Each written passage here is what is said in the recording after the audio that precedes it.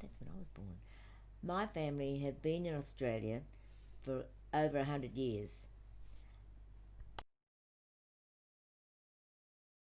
My parents got married in the 1920s. They came here to Canberra for their honeymoon, and at that time, Asians weren't allowed to stay here permanently. Now, being classed as yellow peril meant that she couldn't stay here permanently, always on these little visas. And so they sent her. She was told us she was sent out of the country, and she was pregnant with my sister, that was number three, and she went to New Zealand.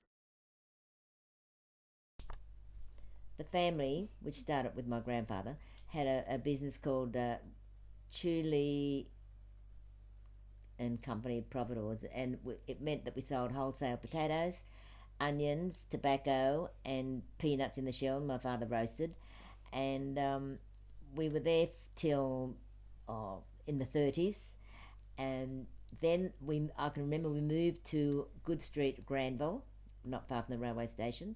We had a two-storey nice house to me. We had this funny telephone that went from upstairs to downstairs. You wound it, and we thought it was wonderful. And we had a fruit shop, and we always seemed to be living with uncles. There was about three uncles living with us, and we swapped with another relative, an uncle from Marrickville, the main road in Marrickville. It was a fruit shop. We swapped fruit shops. We moved to Marrickville, and we had a fruit shop on Marrickville Road. And there was mum, dad, and 7 children, and my grandmother, Paw.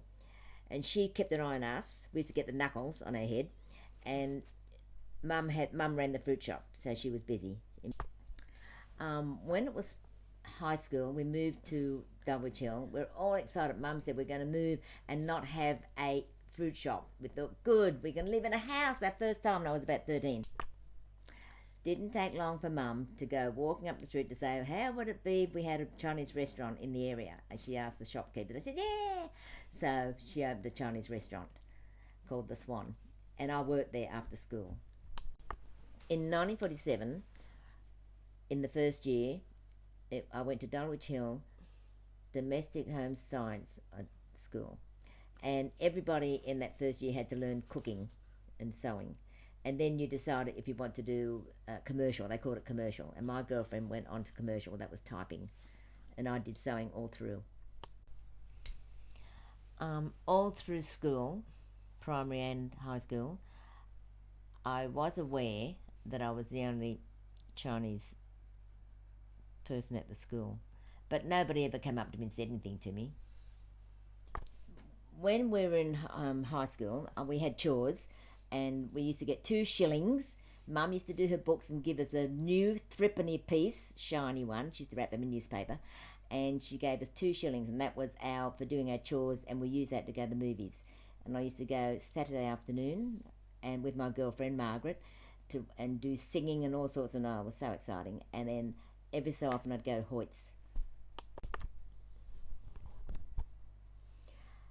As hard as Mum worked, every Saturday and Sunday, over the weekend quite often, my mother had mahjong and cards, and she used to feed the lot of us. 2 sittings, children of the people playing cards, and then the grown-ups. Making your debut was something girls did in that time when you were 16, 17. I turned 17 when I actually did I was making the dress when I was 16.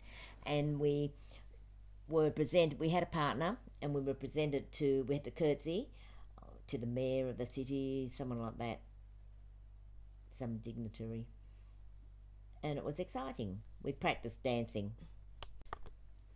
For fun, my mother belonged to a Chinese club, and I belonged to the younger set of the same thing, and my girlfriend, and we went to, once a month I went to a dance in Clarence Street. I made a dress nearly every month, running it up to get to the dance, and a 3-piece band. And then every year we definitely did we went to more than one ball a year. The famous one was the Dragon Ball. I was on the float representing the Chinese community. All of us wearing, my sister and I too, Chong Sams. a cheongsam, people still wear them now, is the Chinese national dress. The Dragon Ball, a lot of our balls were at the Trocadero, which was in George Street, and they chopped it down and made it into the George Street picture show. When I was in my 20s, I was expected to marry into my own race, and that's how it was in those days. But I broke the mold. I met the family next door who were Lebanese, and I married my husband from that family, and we went on and had 4 children. Even though I was born of Asian parents, I was born here, and I really feel a true blue Aussie through and through. Fair dinkum.